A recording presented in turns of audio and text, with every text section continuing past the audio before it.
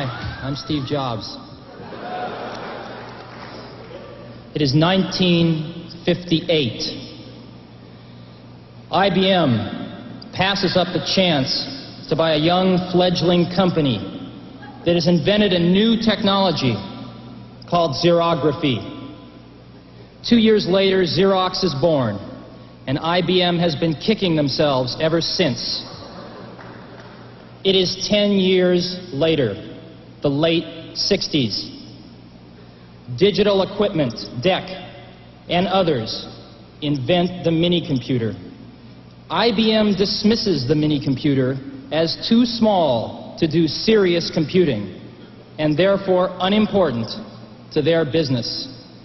DEC grows to become a multi-hundred-million-dollar corporation before IBM finally enters the mini-computer market. It is now 10 years later, the late 70s.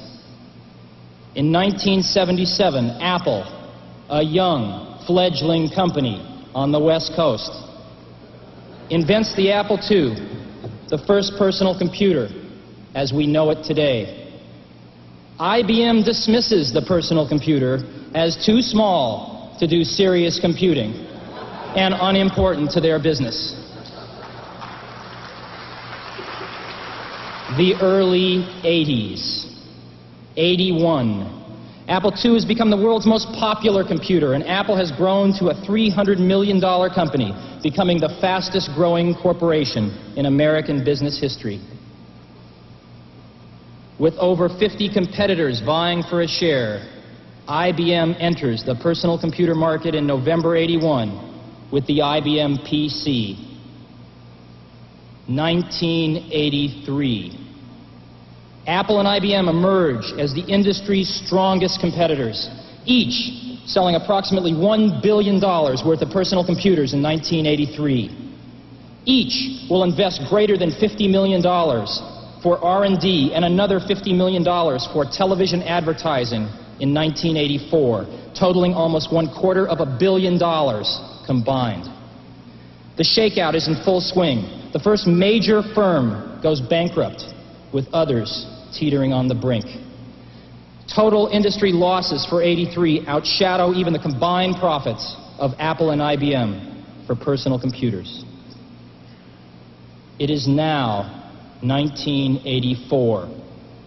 It appears IBM wants it all.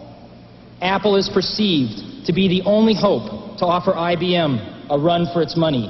Dealers, initially welcoming IBM with open arms, now fear an IBM-dominated and controlled future. They are increasingly and desperately turning back to Apple as the only force that can ensure their future freedom.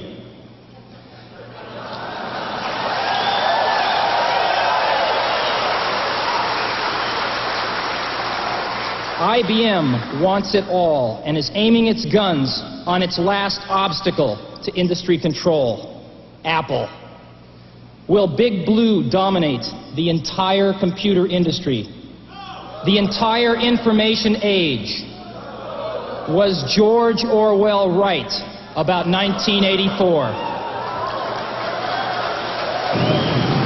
For today we celebrate the first glorious anniversary of the Information Purification Directives. We have created, for the first time in all history, a garden of pure ideology, where each worker may bloom, secure from the pests of very contradictory thoughts. Our unification of thoughts is more powerful a weapon than any fleet or army on earth. We are one people, with one will, one resolve, one cause. Our enemies shall talk themselves to death, and we will bury them with their own confusion. We shall prevail. On January 24th, Apple Computer will introduce Macintosh. And you'll see why 1984 won't be like 1984.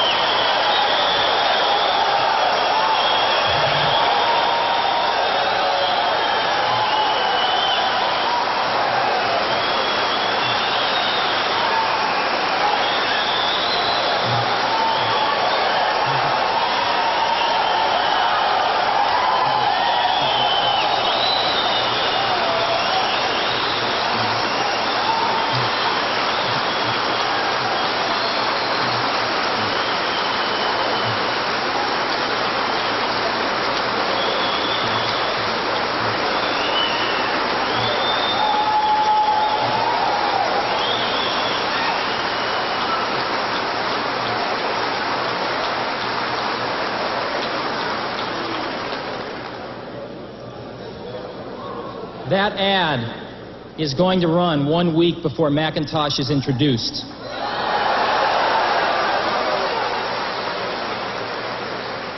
And our ad agency that put it together is here today. Chiat Day, Jay Chiat's here. The principal, Lee Clow and Steve Hayden, that wrote the copy and did the creative, are also here. I guess they just heard what you thought.